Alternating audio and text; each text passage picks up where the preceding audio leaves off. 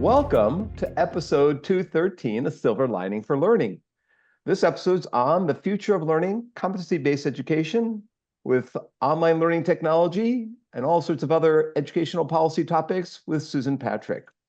Susan's a person who's kind of been in the know for a couple of decades in terms of technology and education because she was an assistant to the governor in Arizona, of all places, talking about educational policy and reform there. She's interested in school reform, workplace-ready students in schools. She's been at the U.S. Department of Ed as the director of educational technology, lo and behold, like the number one person in this whole country, right? So she's had a magical kind of career. She founded the National Association for Online Learning, NACOL, which became the International Center, and INACOL, which evolved into the Aurora Institute, which works on educational policy and reform and other things. She's a fellow. She's an AI fellow, and this is the topic for the last few weeks. Women in AI fellow, no less. She's a USA Eisenhower fellow. She's a fellow of several other places, and I don't have time to go through them all, but let's say go to the blog post for this week and you'll be enlightened, amazed by her accomplishments. So Susan, I'm going to start us off and just say, for all the young people out there who watch this show later or are listening on their to a podcast format while they're jogging the trails, what would you say were some of the key aspects of your career, some of the key decisions, some of the important competencies that you had? What set the stage for doing all the things that you've been able to accomplish at a fairly young age, and you're still younger than the rest of us? So oh, by the way, we have Chris Deedy from Harvard with us, a co-host. We have Lydia Cow from University of Toronto, a postdoc there with Marlene Scardamalia. We have Punya Mishra, who's at Arizona State University. He's a director of some kind of futuristic center there. He was associate dean of research before that at ASU. So we've got a lot of people are going to ask you questions, Susan, but I get the privilege of asking you the first one, as I'm amazed by what you've been able to do. And I mean, founding an organization that has made an impact. So I have that question, then a follow-up. So tell us about your evolution and what set the stage for it, and how purposeful was this? Yeah, thank you, Kurt. And that was a very kind introduction. It's an honor to be here with all of you. I feel very grateful for the background, the experiences I've been able to have. And I'll just start for my opportunity working for Governor Hall on technology policy at a time where Western Governor University was starting, where we were doing a laptop initiative statewide in schools to try to increase access to content, teachers, courses. But I remember one morning with the other legislative liaisons, we met at 7 a.m. every Friday morning before legislative session. And the people think that this is a myth, but the Department of Corrections legislative liaison was actually talking about predicting the prison population base in 20 years based on the third grade reading scores. Well, I know that's a debated, it happened in the room with me, and I'll never forget that, because if we know that we can help address some of our biggest societal challenges by really investing in young people, in youth development over K through 12, through higher education, into the workforce. There are systems that desperately need changing, and that's really been a motivator. And from there, I went to the U.S. Department of Education and was charged with writing the National Ed Tech Plan for Congress. I was so grateful to be able to visit all 50 states and see incredible implementations of policy of technology, but also see a lot of ways which I remember the first time meeting Chris Deedy, and Chris, you talking about the hood ornament.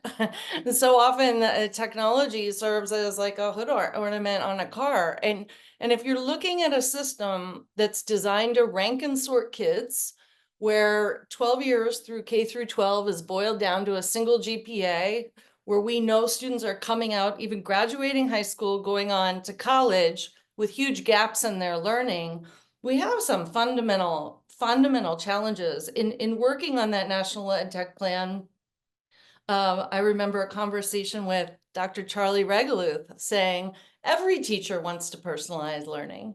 And now we actually have the possibility of using technology, looking at not old traditional pedagogy, but like focusing on contemporary pedagogy, activating what we know about student motivation, engaging students in their learning, setting goals.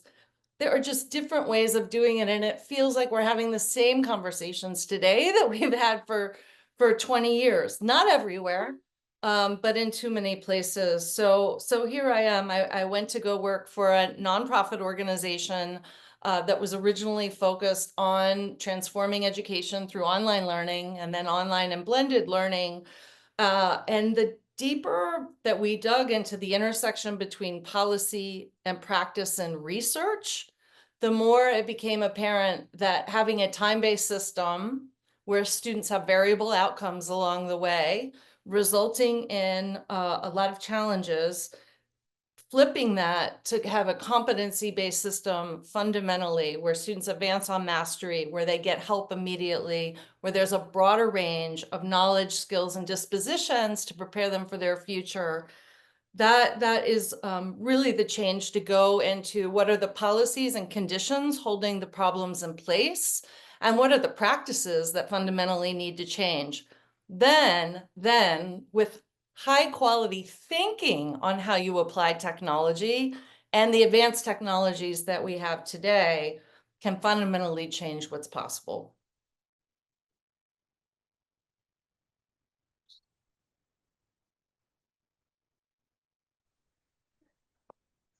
Hi. Sorry, I had a little noise in the background here. So I'm just curious, when you started NACOL, the new models of education were starting to become more technologically driven and online. What spurred you into looking at K-12 online learning? Because it wasn't prominent at the time. Online learning is mostly in the corporate space and the higher ed space. It wasn't in the K-12 until really its big growth happened during COVID. So you're an early player in that area. So what did you see? And what vision did you have? And have those visions come to fruition? Or are you seeing new opportunities today that schools need to consider and plan for?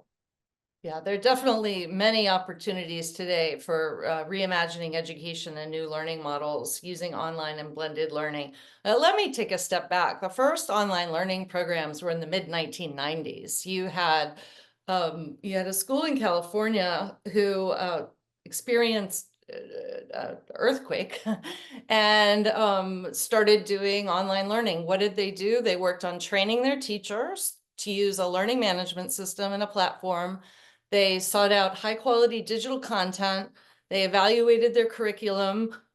They moved into project-based learning where they could accomplish the learning objectives and the goals and repackage the courses. So they fundamentally rethought what it meant to deliver a course. They trained their teachers to have synchronous live sessions as well as asynchronous discussion boards. And Florida Virtual School based out of Florida, which was a grant to break the mold of the traditional ways of learning and to provide access. What did they do? They trained teachers to teach online, used a learning management system and a background data platform, and they included a competency-based approach where learning objectives would be put forward, students advance upon mastery, much like A, B, or try again. You had in the same mid-1990s Kentucky Virtual School, serving students across the school. So to me, when I was working on doing the research on the National Ed Tech Plan, there were lots of ways that technology was being layered over existing classrooms, But the delivery of online courses to students that had no access, and at that time in higher education, Stanford University had started their online high school for gifted students. Northwestern had an online high school for gifted students. You had the University of California, college prep program out of Santa Cruz. 40% of high schools in the state of California don't offer all of what they call the A to G courses. Those are the required courses to get into the University of California public system. 40% of high schools don't offer those courses. And here is a program served with faculty trained to teach online, with the digital content and the digital courses, and students interacting, producing evidence of what they've learned. And so this was really exciting to me in the early 2000s. You started to have 8 states with statewide virtual schools that was supplemental online courses taught by licensed teachers. Let's just contrast that to what happened during the pandemic. I would describe what happened as not thinking about what is the required training that we know. There are national quality standards for online teaching. Based on those quality standards, what are we providing in terms of professional learning experiences for teachers to be able to deliver high quality online teaching? What aspects of the course are synchronous, asynchronous? How are you learning those learning management systems? What happened instead? A shift to Zoom, taking what we know as lectures in one teacher, one classroom for 1 hour with one lesson plan, the old outdated model of education with, I would describe as poor quality thinking and applying the technology. And so why does online learning have a bad name right now? Because you basically had Zoom school for too many. Now, the schools and the districts that had high quality online learning programs were able to continue that. But maybe we should take a step back too, because I know you work with ministries of education and systems all over the world, and I would love to hear your experiences too. But back in the early 2000s, 2005 through 2010, several countries across Asia, when they were dealing with bird flu pandemics at that time, invested in a digital transformation. Look at South Korea, look at even across China, look at Singapore, asking questions. What happens when students need to learn anytime, anywhere? What are we going to do to make sure that we're rethinking the curriculum, that we're digitizing the content, that we're supporting teachers? In Singapore, 100% of teachers learn how to teach online. What are we doing to make sure that students know how to learn online? So that when the pandemic happened, if you talk to students across South Korea that had digital content, trained teachers, they were using a learning management system every day, say the transition was smooth. Did they miss their friends in school? Yes, but the transition was smooth. And I'll just go back to one more thing. In the US in 2007 through 2009, the US Department of Ed, we were working with them at my old organization, NACOL, to help when that stimulus package came in and there was a huge influx of public dollars that could be used for education technology. We were encouraging open educational resources to invest in online courses and the online professional development that teachers needed to help fundamentally change what was possible in the classroom. Do you know if they had invested in that way, it would have looked very different in 2020. So what was the #1 expenditure from those dollars back in 2009? Electronic whiteboards, right? So it's bigger than just the smart, the high quality implementation of technology. Really, the research on what constitutes high quality online learning and blended learning is there, but there are fundamental shifts in our pedagogy, in our assessment practices, in the design of our schools. how do we get to a place where our schools are human-centered for all learners, the young learners and the adult learners? How do we fundamentally rethink what's possible? And that's where you start to get into, what does a competency-based system look like, where it becomes much more aligned, coherent, maybe even to make these shifts can become more practical, because you can take one step at a time. You're talking about major systems changes, but they're possible and we've seen them. So it's good to hear from an historian. You've referred to a couple other historians in your answers, including referring to Julie Young from the Florida Virtual School, who's now at Arizona State, and we might want to get her in another show similar to this. You also mentioned Charlie Regaluth, who had the office next to mine. One thing I was remiss in doing your introduction, I forgot. Let's just do a 2 minute before we go to Chris's question. Susan was awarded the ACT System Change Leader Award in 2020 for making significant contributions to the evolution of learning, demonstrating systems thinking, and so on. The reason I mentioned that, Susan, not because of your award, not at all, but because we have someone in this room right now with us in the Zoom room who got an ACT award last week, and that is, lo and behold, Dr. Punya Mishra got the David Jonathan Award this year for outstanding excellence in research, I should say. Follows up with his ARA Fellow Award from earlier this year, so it's a double Kurt, shot of fame here, Punya. You're well deserved, and we bow in your direction. All of us at one, we all bow, and so congratulations, Punya. All right, thank you. But no, Susan, so thank you. I really appreciated, Susan, what you said, particularly that like the part you talked about with the pandemic. And the reason I bring that up is because this show started in March of 2020. And the reason we called the show, and this was Chris's idea of Silver Lining for Learning, because at some level, all of us who have been involved in technology and education saw that as a possible moment where online learning and or intelligent uses of technology, more human-centered, learner-centered uses of technology could come to be. But as you have said, and as we know, we ended up in Zoom school, and and in some ways almost forgot everything that we had collectively learned about how intelligent uses of technology can be to support learning, and et cetera, et cetera. So that's sort of the way the show started, which is, I just wanted to give you a little bit of context how that came to be, which is why we, 4 years, we started this 4 years ago in the March of 2020. So the question I have is, given like the work and the experience that you have had and the work that you do, what are some of two things, like what are some major trends that you're seeing, which, give us sort of positive, sort of a sense of like, okay, things are turning for the better in some way. And what are some overall,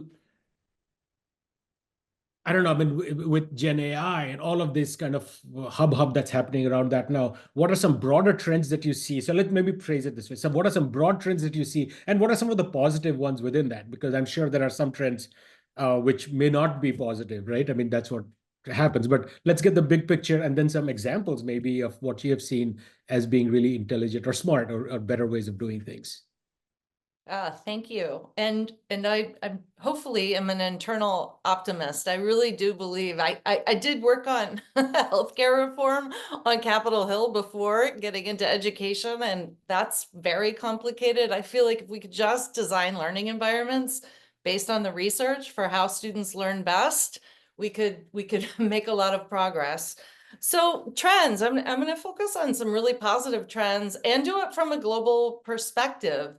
I feel like when you're looking across the globe at the conversations that other ministries of education, countries with different stakeholders, there is a real need to include a broader range of stakeholders in conversations around what education should look like, including students, families, the workforce, universities, but community-based organizations directly serving kids.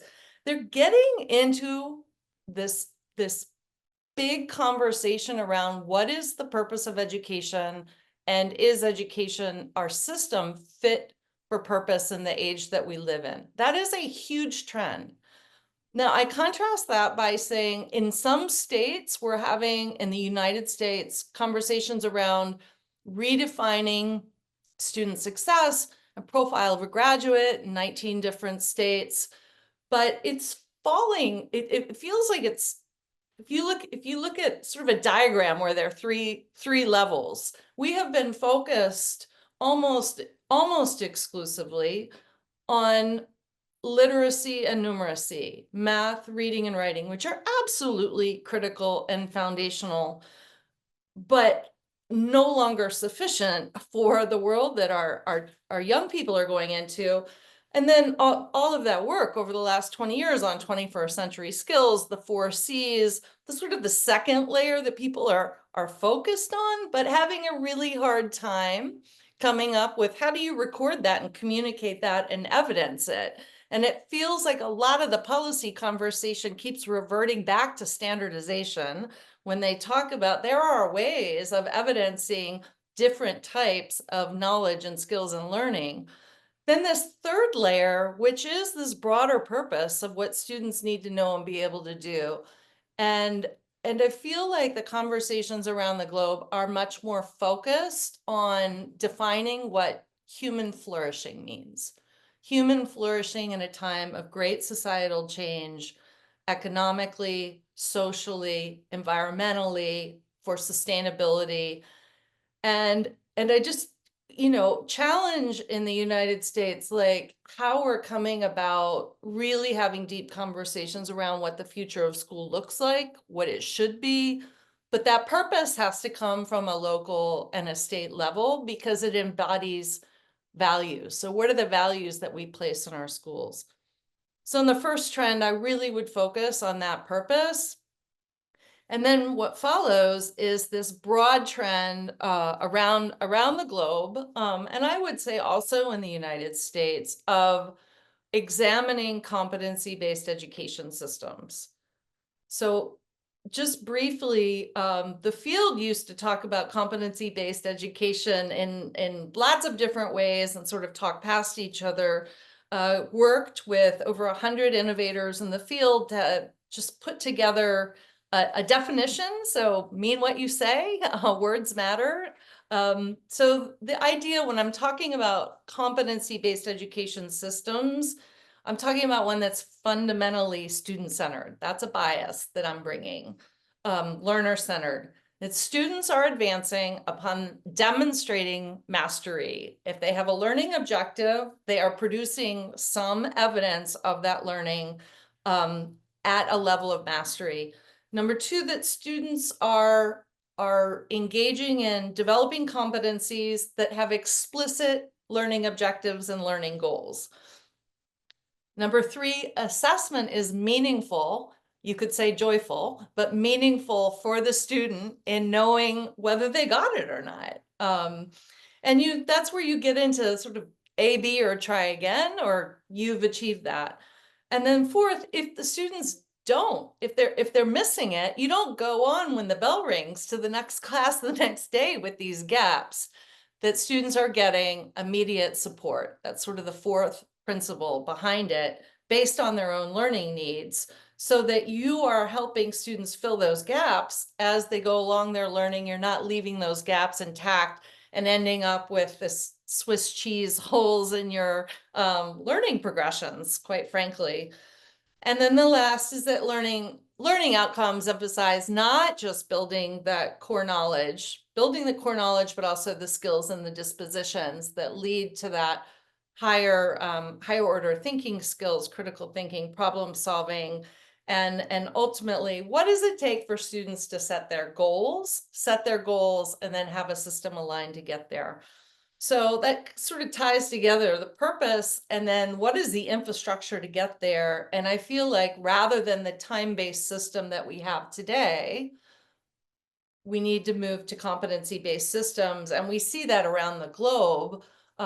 When you talk to leaders in other countries and you talk about how our credits are defined by time and not by mastery or development of competencies, the reaction is, why on earth would you ever do that? By the way, you also get that reaction when you start talking about student funding formulas in the US being based on personal property taxes. Why on earth would you ever do that? That's highly inequitable. So there are all layers in terms of the policies and the practices. And what we've got to do is set up what is the vision and the purpose of learning. And then how do you start aligning the practices and the policies for a synchronization? Because you can't do all one or the other. And our leaders across the United States in schools and districts and systems, even in universities that are working on competency-based approaches, they find themselves bumping up against some of the outdated policies, conditions, norms that our education system has in place. I can jump into just like a quick example of. Yeah, that'd be great. Like where, because I think we all sort of understand the bigger picture and the sort of systemic change that needs to happen. But I think it also at the same time, it's not clear how something like that can be. So an example would be great. Yeah, so take an example, and I'll use one, say, from a student in middle school, Alicia. She is in a school that is personalized, has personalized learning and competency-based systems. She has a learner profile, and her learner profile sits within a learner, say, education record over time that's going to stay with her not just through K through 12, but through her post-secondary experiences, higher ed, and into the workforce. Countries like New Zealand are already doing this. Every student has a comprehensive learner record. She also has in her school all of the knowledge, skills, and competencies that build up into a high school diploma from K through 12, whether it's literacy level 1, literacy level 2, all the way up to the subjects have been broken apart into competencies and learning objectives. The work that she's doing in middle school in math and science and English are all focused on seminars, workshops, and project-based learning. She is especially interested in studying sickle cell anemia because somebody in her family, her grandmother, has sickle cell. So she constructs a project. She's mapping that to the standards, to the learning objectives. She's mapping that out. She's getting support and facilitation from her teacher that's guiding it. She's having experiences inside of school and outside of school at the local hospital. And she's building up that project, and the assessment is performance-based. They're looking at the evidence of the work as she constructs this project. And in the end, this project maps back to her learning expectations over time that are going to go into a complete diploma. Does that make sense? And so what you have is this sort of GPS system helping to guide. Her parents know where she is every day. Every day. There's no mystery. Like the fact that in the US, that Learning Heroes survey from 2022, where 92% of parents think that their children, their students are on or above grade level, when in fact we know from NAEP scores that less than 30% are proficient. We can use advanced technologies in real time to better pinpoint where students are. We also need to invest in the human capacity, our educators, to have valid and reliable assessment techniques. How do we know a student has learned? How do we know they've demonstrated that? That is something that countries around the world invest in. You have 90% alignment between performance assessments and professional moderation on that. Why do we over rely on standardized tests and technology and emphasize the comparability, the comparing students against each other, rather than the attainment of those learning goals that will feed back into your learner profile? And so one way that generative AI can help teachers, students, parents even, but system leaders understand where is every student every day, where are the gaps in our learning? How do we address that? How do we bring in better resources? Generative AI, now the study is not peer reviewed yet, but was just announced in the last week that they're showing that generative AI tutors in conversations with students are having a higher effect than even active learning, which has a positive effect on learning. So there are these tools that are being developed now when students are struggling, when they're running into problems that they can use, and they also need to be able to interact with their teachers. Like in some of the competency-based schools, they'll have like a Apple Genius Bar type of table where I'm ready to be assessed right now, or I'm really struggling with this, I need some help with my project. That looks very different from the one teacher, one classroom, 1 hour, one bell, one lesson per day. Thank you. I know Chris and Lydia I could follow up, but I should let them get a chance get in a question as well. So I don't know, Chris, are you next or is it Lydia? I think I'm next. Okay, Yeah, I please think go Chris ahead. is next. And Susan, if you could shift just 1 inch or 2 to your left, we're getting a little sunlight in the video panel. It seems like, yeah, Yes. there you go. Thank you. So I remember K-12 online education in the 80s, and a couple stories from that time. Texas put in online education because they faced real shortages of teachers who were qualified to offer some core subjects. So they essentially recruited out-of-state teachers to offer courses in Texas schools online. And two bad things happened almost immediately. One of them is that the Texas State Department of Education informed all those out-of-state teachers that anyone who taught in Texas must have taken a Texas history course. And so all of them had to take a full semester Texas history course because they were teaching in Texas. The other was that the legislature had heard about viruses and didn't understand that these were computer viruses. And so they informed those teachers that they must have the mandatory immunizations that all Texas teachers had to have. And, it just shows how much online education has not been conceived of as different, fundamentally different than face-to-face education with different strengths, but it's just been conceived of as sort of a weak form of traditional education and constantly forced into that fashion of doing things. And I've written about how the folly now of everyone blaming online learning for the fact that students are behind, and as a result, going back to pre-pandemic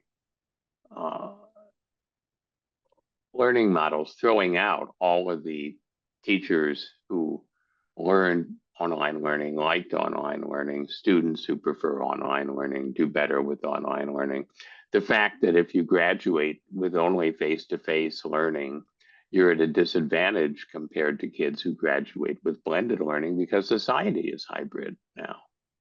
The very parents that are refusing to go back to the workplace are the ones that are demanding that their kids have only face-to-face education. I mean, you can't make up the follies in education. But the point that I want to raise, and I'm curious as to whether you're hearing about this, even though most AI experts don't really know anything about AI, those of us that do know that AI takes enormous amounts of data, that all of these forecasts about, machine learning is going to do this, and we're going to have these very rich forms of feedback and so on. That kind of data can only come from digital platforms. It's not going to come from somehow magically capturing face-to-face online interactions, and classrooms can't happen. So there may be a new impetus behind online learning, kind of a stealth impetus, when these AI companies realize that they've got to undemonize online learning if they want to sell AI into schools.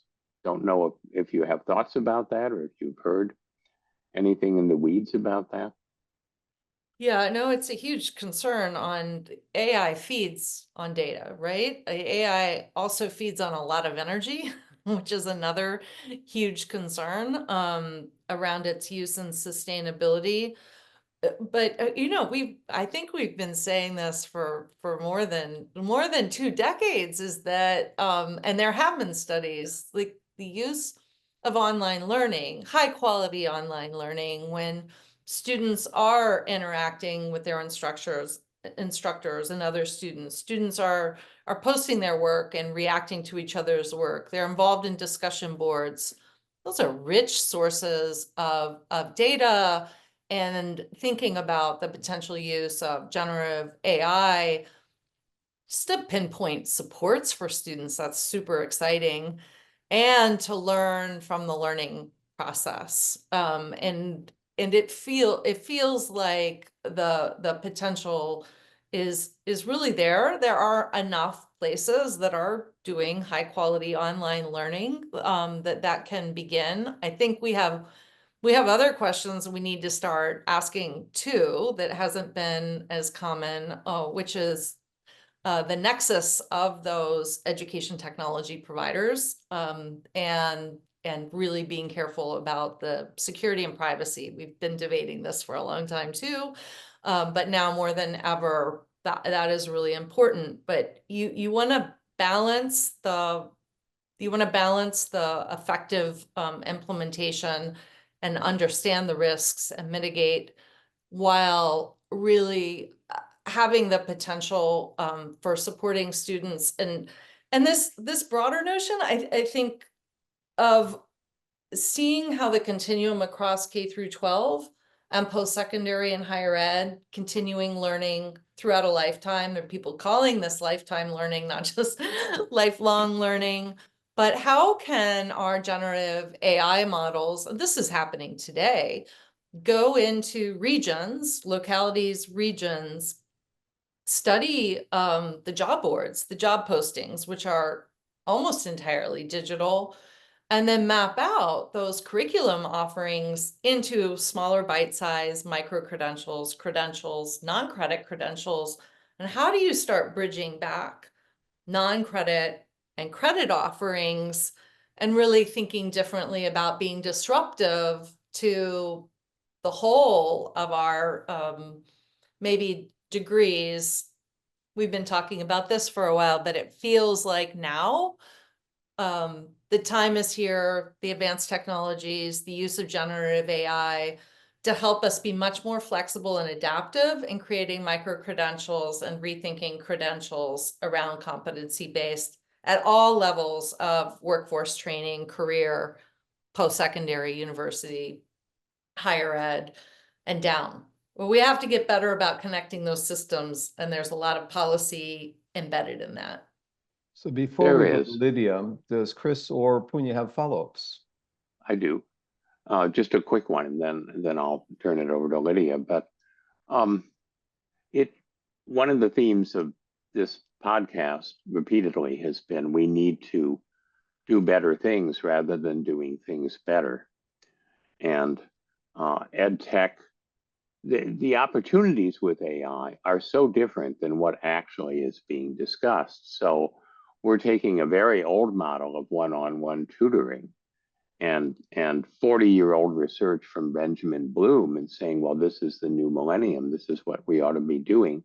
Actually, what we ought to be doing, Susan, is what you talked about, which is to give students competency-based experiences, whether by in classrooms or by online, and which are much more authentic in terms of what they would be doing in the real world. And then use AI on that rich data stream to do mentoring, coaching, that isn't tutoring, but that has the same kind of individualized, personalized impact.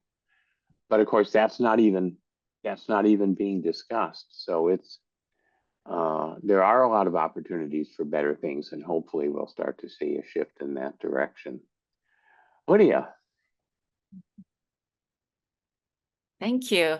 My question is also kind of related to AI. I saw that you are recently awarded as a Woman in AI Fellow. So I'm just wondering about, given your really rich history working at really forefront of educational change, policy change, what are the kind of emerging trends in terms of policy when it comes to AI in education? And what are you excited about, and what are your concerns? Yeah, I think when you look at the literature on the water of systems change, right? And coming at this from a systems change perspective, looking at the policies that really are holding the conditions in place where people would be using AI to just incrementally improve a very outdated system that is overly focused on ranking and sorting our kids, and not about really focusing on how do we put forward the pathways for human flourishing in a human-centered way. The real policies that have been plaguing us for a long time, and there are new conversations, I would say, in the last 10 years. The fact that we have the Carnegie Foundation for the Advancement of Teaching saying we're taking on the Carnegie unit. How do we do this translation? It's not that complicated. I mean, around the world, credits are defined by demonstrated knowledge, skills, and competencies. Okay, let's just start there. Credit can be a useful unit to unpack things to, or whatever that unit is, whether it's a micro-credential or some kind of a full credential. But number one policy issue remains the focus on seat time. Seat time is easy for budget people to count. It's easy to organize faculty and teacher contracts around. So we just have to look at other ways of evaluating, quality, and map that back to what does a quality credit mean? What does quality teaching mean? And move away. Time can be useful, time-based targets, but it shouldn't be the central unit for learning.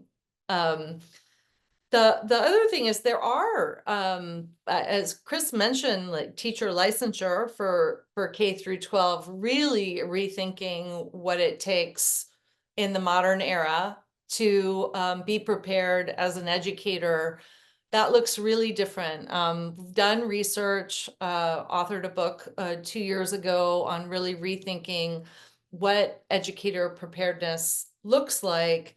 And how do we break that down so we think of not just youth development, but development in terms of human beings as a lifelong profession where you're always going to be earning micro-credentials and new skills based on your learning journey.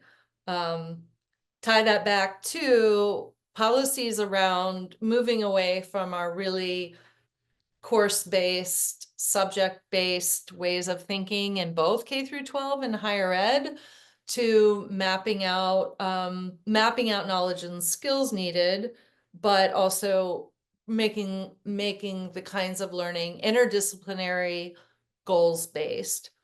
I give kind of an example of taking what's possible with artificial intelligence, what's possible today. Imagine you have 50 students, 50 young people. Let's just say they're 18, mapping out their own learner profile. So you're doing some kind of an assessment on what they love, what their goals are, what their strengths are, what their hopes are, and those can be varied. You don't want to limit those pathways. Then you have teachers, mentors, advisors. If you have a learner profile that's digitized like that, and you're trying to map out what could our interdisciplinary curriculum look like that's also tied into the assessment that we have of the workforce in this region, using AI to map this, then you can have a system using AI to help the teacher or the program leader work to map out what those seminars or micro credentials could look like. This would be so difficult with our old technologies. This is entirely possible now, so that you can map out new kinds of learning experiences. You can that students can engage. So you take those 50 students and maybe break them into 10 different groups of working on their own interdisciplinary learning. This would take so much time and effort using old technologies. These are the kinds of things that are possible today, but have our policies accounted for this kind of co-teaching and licensure for credit giving, for assessment practices? So there are whole things around the A words on assessment and accountability too, especially in K through 12. Our accountability system, and I was there in the beginning at the US Department of Ed, and the argument was we don't have data on students, on all students, on their ability to be proficient in math and reading and literacy, and that's important. But after 20 years, I have to say, I look back, and we have had a system that is almost only focused on that. And we have almost the same data, if some of the data is worse, which is telling us that our system is fundamentally inequitable, that the results are predictable, and the results are predictable on income and race and factors that we have to take a deep look at the system design, and maybe over relying on standardized testing is not healthy for the system to make the kind of fundamental changes towards human flourishing that we need. Lydia, do you have a follow-up? No, that was great. Thank you. Chris, you want to explain your comment that you've posted here in the chat for everyone who's listening online? Well, just that when you use AI to do things better, you're putting a kind of digital duct tape on the out-of-date industrial era educational system. So it's unfortunate that that's not better understood. So I've got one, maybe two questions for you that go back to my earlier comment and question. And I'm going to use three words in this. Well, first one, proud, inspire, and impact. Given you've been at this game for a couple of decades or more, what would you tell the young people out there that are listening or watching this show, especially the young females who are in graduate school right now in fields of education, ed policy, or in curriculum instruction, or in ed tech or something? Where have you made the most impact of all the things you've been working on over the past 2-3 decades? Where do you see you've made a dent in the world? What are a couple of ed policy changes that you're proud of that have happened? Because I want you to inspire the young people out there that are in the fields paying the next semester's bills and wondering what are they going to do with their lives, So tell them about yours.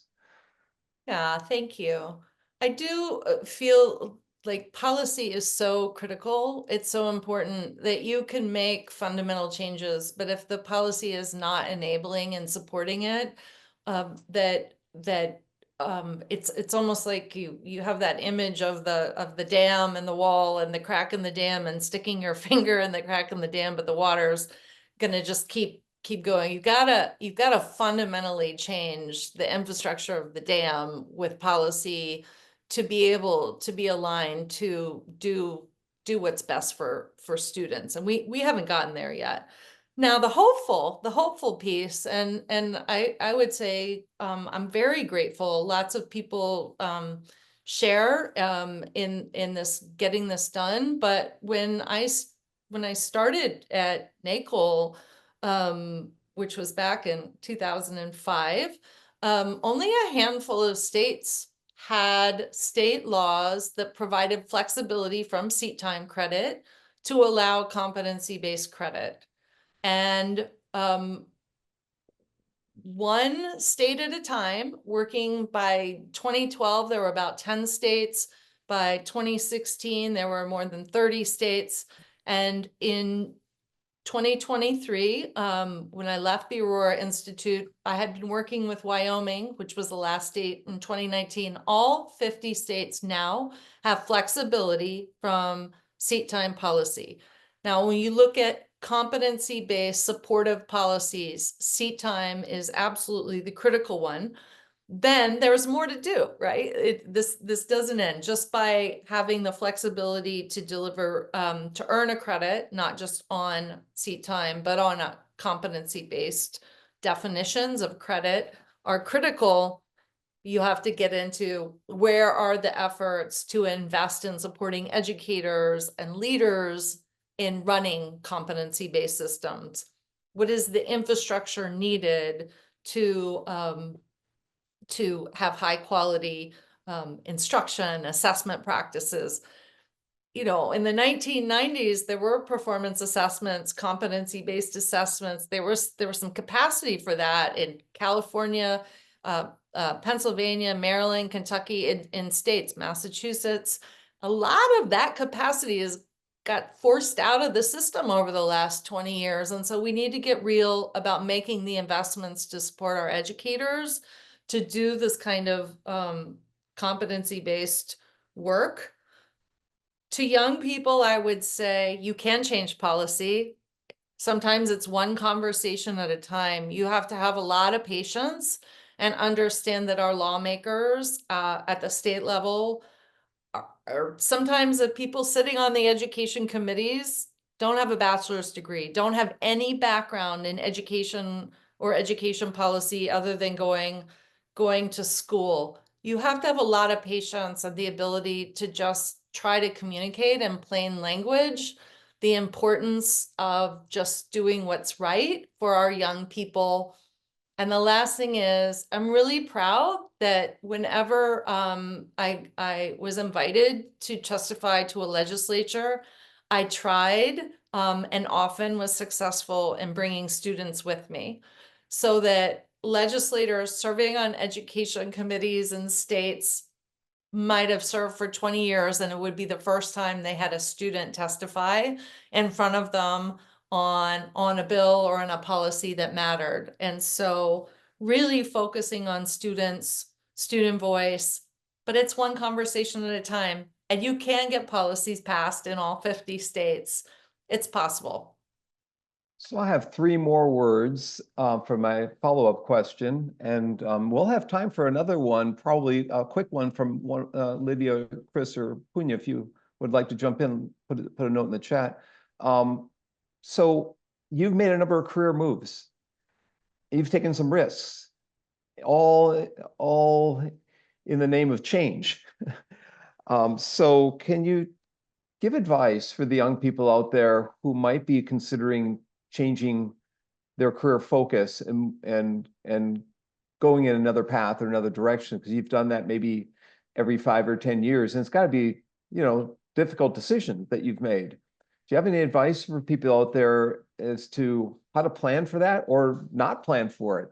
What are the things that have enabled you to successfully move in different ways and, you know, be embraced by the governor's office and then the U.S. Department of Ed and then in a nonprofit and now out on your own consulting and other things? So, and working with countries around the world in educational change and meeting ministers of ed and government leaders. So any advice there? And then we probably need to introduce the next show after this. Yep. Yeah, thank you. I think change is hard, but values-based leadership is absolutely what drives me. And from your inner, from the time I was a young child, I wanted to make a difference in the world. I worked on civil rights issues and social justice causes through elementary school and middle school and high school, and navigating your professional career just takes I think a focus on trying to learn as much as you can, and listen to people who are deeply involved in the work. People have different perspectives. You'll hear different things. And sometimes we get caught up in these false dichotomies of that there's one way or another, that need wrestling with. But in terms of one's own career, you have to find your own purpose. And for me, it's just trying to be a part of a part of changing things to make the world a better place to be part of creating some kind of catalyst in the universe for a better future.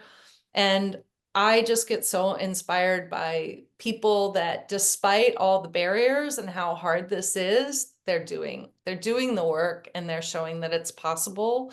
And when you talk to young people that are in those learning environments, how bright their hopes and dreams are, like it's incredible. Like in the Maslow's hierarchy, people are familiar with basic food and shelter and sleep and going up the line. But Maslow ended up putting on like the highest layer later in his life, that was about contributing to something bigger than yourself. And I think if you can find that space in your career, it may look like you're tacking on a sailboat one direction and then the other, but in the end, hopefully you're heading towards the horizon and being guided by your own North Star. Yeah, we're gonna have to introduce the next show. Before we do, we got 20 seconds. If we were to bring you back in 3 or 4 years, where will your sailboat be? What are you going to be doing in 3 or 4 years? What do you think? Hopefully I'll be celebrating aligned policies and trying to help build capacity in the younger generation to inspire the systems change too. There's going to be a lot of work to do. And I've listed your LinkedIn page in the blog post for this week. People can find her email that way. If you'd like to write to Susan Patrick, if you've been inspired by today's show, by all means, send her a note. And if you can't find her email, send me a note and we'll connect you, okay?